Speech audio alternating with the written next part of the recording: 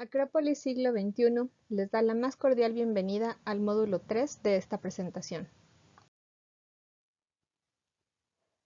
El magíster Luis Iván Mesa Sánchez abordará el tema aspectos técnicos a ser considerados en el paso de la etapa del aislamiento a la del distanciamiento social.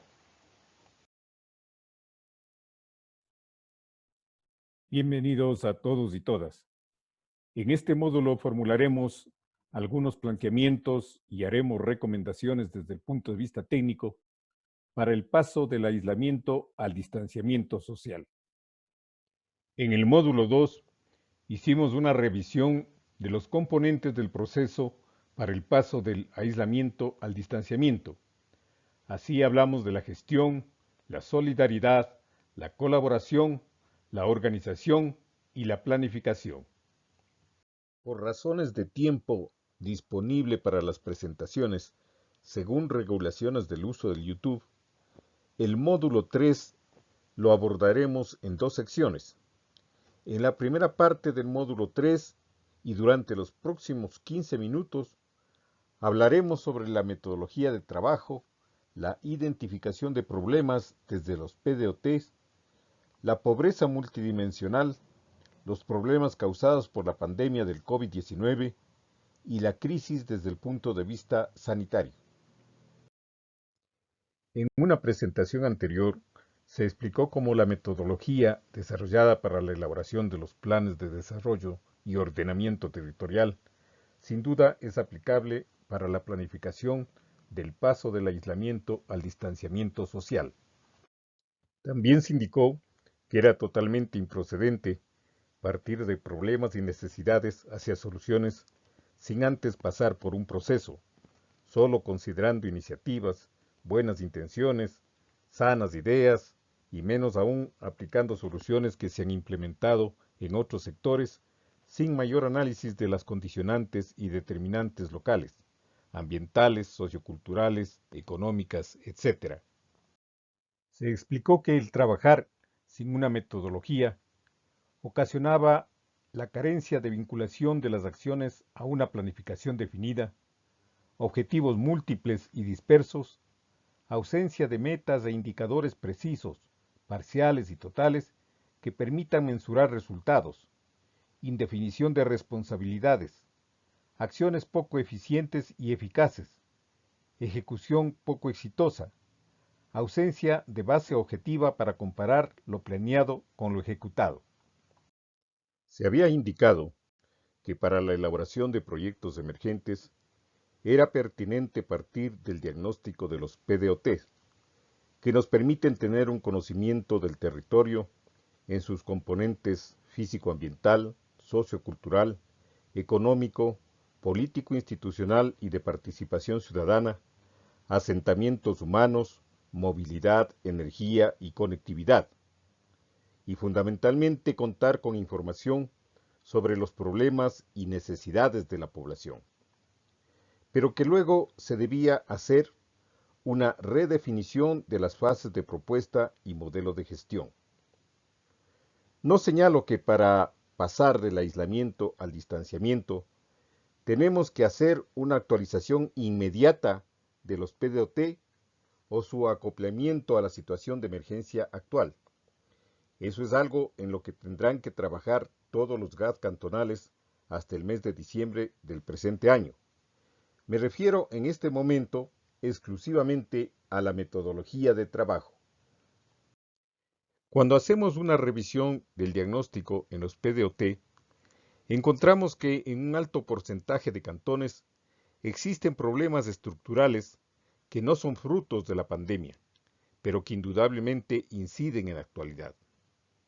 Así, por ejemplo, una pobreza multidimensional, que no solo se refiere al nivel de ingresos de la población, sino además a su calidad de vida, acceso a servicios, posibilidades de desarrollo humano.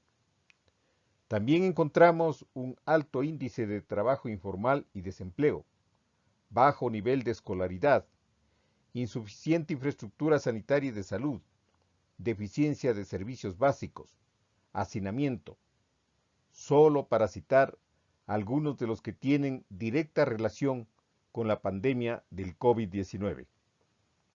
En la presente diapositiva se observan en color rojo las provincias que registran los índices más altos de pobreza multidimensional, que son las de Esmeraldas y las Amazónicas. Paradójicamente, aquellas desde donde proviene el principal recurso del país, el petróleo, y desde donde se exporta hacia el exterior.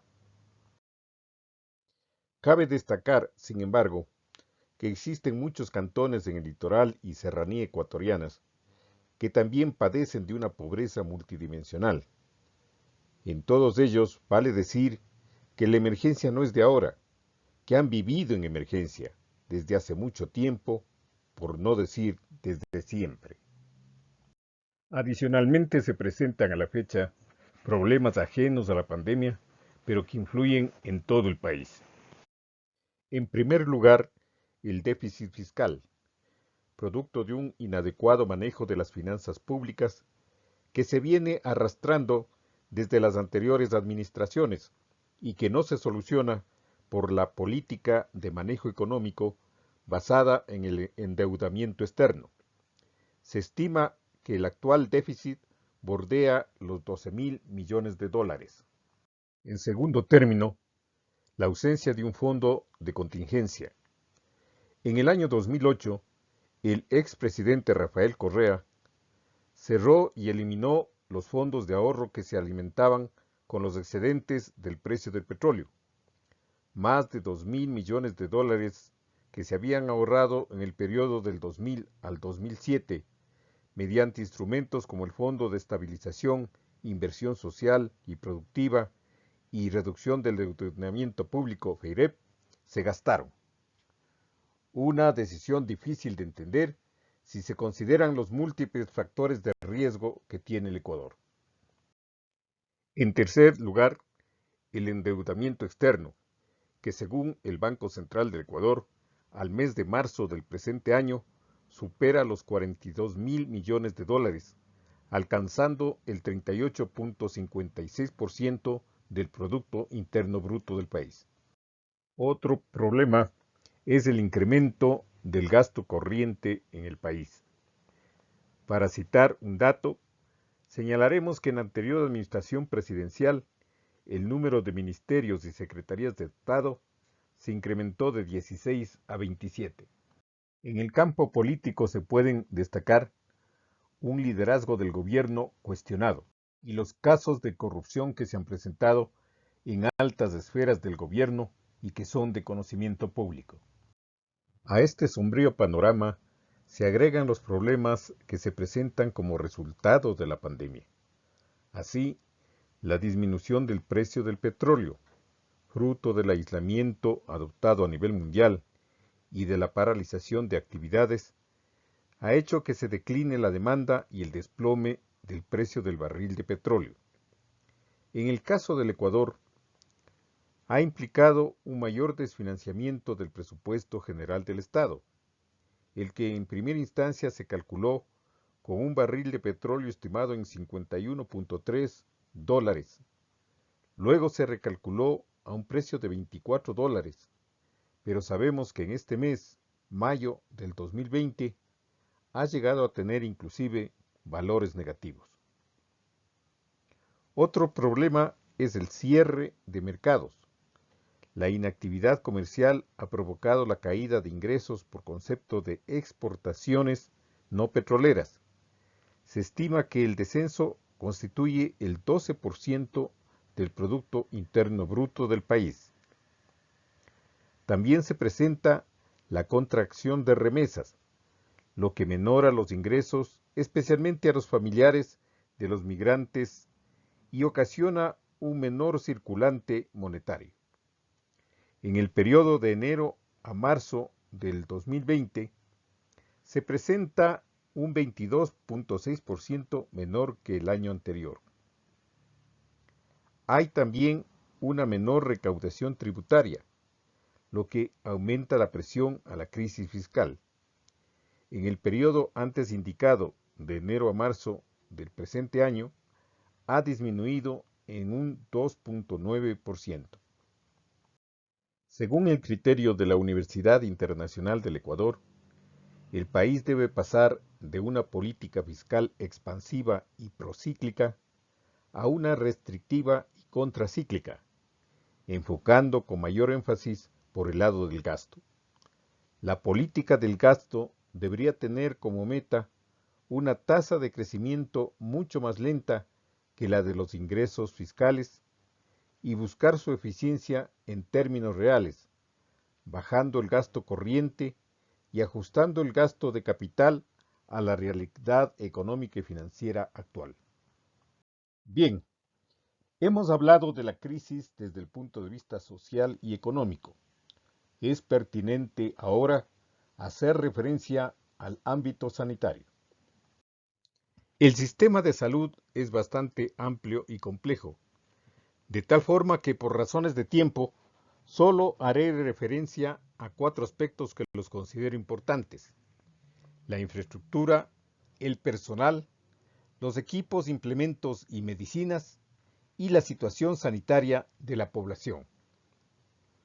Con relación a la infraestructura de salud, indicaré que la pandemia del coronavirus ha evidenciado la limitada capacidad de atención de la infraestructura de salud, especialmente en el sector rural del país.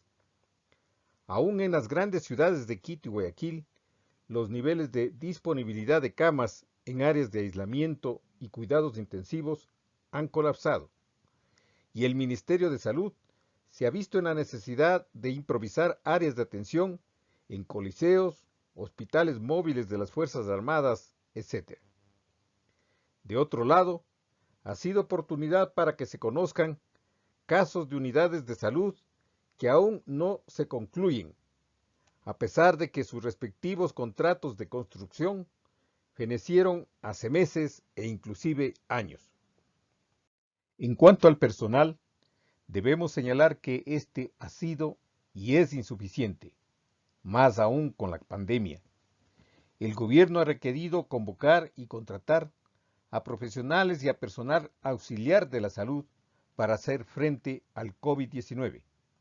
Los equipos como respiradores artificiales, equipamientos como las camas UCI o de unidades de cuidados intensivos, los medicamentos, pruebas para el testeo, implementos como los trajes de protección especiales, mascarillas, visores, etc. Todo ha resultado insuficiente. El Estado se ha visto en la necesidad de hacer adquisiciones emergentes. Sin embargo, se presentan casos repudiables desde todo punto de vista de deshonestidad en dichas compras. En referencia a la situación de la población expuesta al contagio, señalaré que una de las características del COVID-19 es que no respeta sexo, edad, condición económica ni nada. Sin embargo, al hablar de los segmentos de la población con mayores probabilidades de contagio de la enfermedad, estamos, grupo en el que me incluyo, la población adulta mayor, que según el INEC se estima que es de 1.3 millones de personas y que representa un 33% más que los que habían en el censo 2010. También está el grupo de personas que padecen de afecciones subyacentes, como la diabetes, que constituyen entre el 7.7 y 7.8% de la población. El magíster Adriano Molina Guzmán, en un artículo publicado por la FLASCO, Facultad Latinoamericana de Ciencias Sociales, sede de Ecuador, explica el sistema de salud del país y al respecto señala que los actores, normas y procesos son escasos, que no existe una articulada y eficiente red integral de salud, que hay asimetrías de información, que no hay articulación entre los sistemas y subsistemas, que el proceso de referencia, derivación y contrarreferencia está limitado y fragmentado. Gracias por su atención. En unos minutos continuamos con el módulo 3.